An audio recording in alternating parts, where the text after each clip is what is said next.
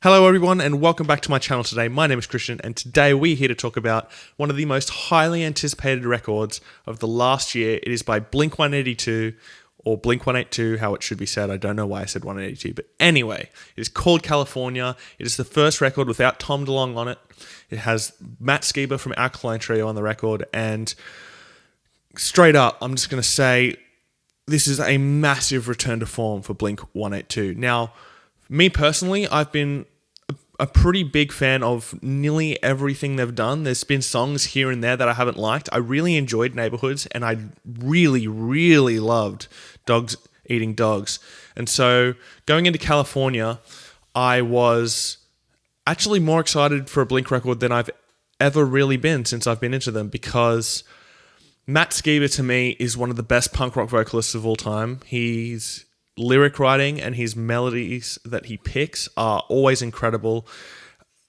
Yes, the last few Alkaline Trio records haven't been incredible, but Matt Skiba has consistently been one of the best vocalists in the punk rock game, and him coming into a band like Blink and bringing his mature lyricism and poetic lyricism to that band is something I was really excited to hear, let alone his signature voice, which is so incredible in punk rock music, and was something I was really excited to see on a Blink record. And before I heard the record, I listened to a whole bunch of Blink sets with Matt Skiba doing the old Tom DeLonge stuff, and he sounded great. He does it with ease. It's so great to see Blink able to be a great live band now, because as much as I liked what Tom did in the studio part of Blink, he's horrible live. And whether that's down to he just doesn't give a shit about Blink, so he doesn't want to put in the effort live, which I think is the main reason. But even when I watched his sets with Angels and Airwaves, he was horrible live. So going into this album, as I said, long fucking path to get to the same point, which is I was really looking forward to this record because, again, Matt Skiba. And holy shit, I love this record. It is so much fun to listen to. In a year that's had so many records that have focused on really serious issues that need to be addressed, bands like Architects and Let Live, diving on these politically driven records, it is so cool to just have a record that you can listen to and just have so much fun. And at the same time, there are very mature lyrics on this and very dark moments, and it's not all light and fluffy and dick jokes and poop jokes. And actually, there's not even a lot of that on this record. This is how Blink should be. It's the best Blink record since my favorite record, Take Off Your Pants and Jacket.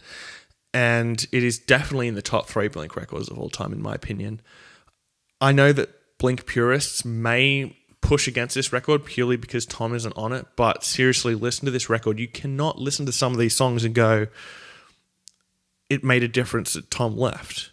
Sure, some of the atmospherics are gone, but that's something that Tom does in Angels and Airwaves. It was never a part of early Blink, and it only really started coming in the self-titled era. And hearing Blink go back to what they are great at, just simple, fun punk rock songs with the pop twist to them, with great melodies, huge choruses, and now adding some more maturity to their lyrics, which is just great to hear.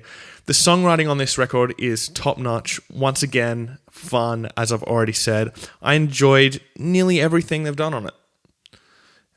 There's a few moments here and there, just like a couple of second parts throughout songs where I'm like, okay, that's maybe dragged on a little bit too long, but other than that, I love every song. There's not one song that I listen through this album and skip. The only one that I would is probably Bohemian Rhapsody. I think that's a weird one to finish off the record with. I think California's the perfect closer, but I know Blink, and I know that they're just like, I will just put a tag on the end. And so that's what Bohemian Rhapsody is. It's just a fun, 30-second thing to finish off the record. Skiba is so great on this record. His voice sounds incredible. His melodies are out of this world. The best chorus on this record is delivered by Matt Skiba, and that song is Left Alone. It is so huge. I cannot wait to see that song live. Let's hope that they can get down here to Australia. And Another thing great on this record, obviously, is Travis Barker. He is always incredible on everything he's on. His drumming is so unique, and it's very rare to find a drummer that you can instantly recognize their style as soon as you hear them. As soon as you hear Travis's drumming, you go, yep, that's Travis. And for someone who's just hitting stuff, that's a really rare thing to find. There's only a few drummers in the world where you can just, as soon as you pop them on, you go, yeah, that's that person. And Travis delivers once again on this record. And Mark's songwriting has gotten a lot better, and his vocals are better than they've ever been. There are a few moments, and they're only in those really short songs, Built This Pool and Bohemian Rhapsody, where it's very robotic and you can hear the auto-tune a lot, but who cares? They're like 30 second.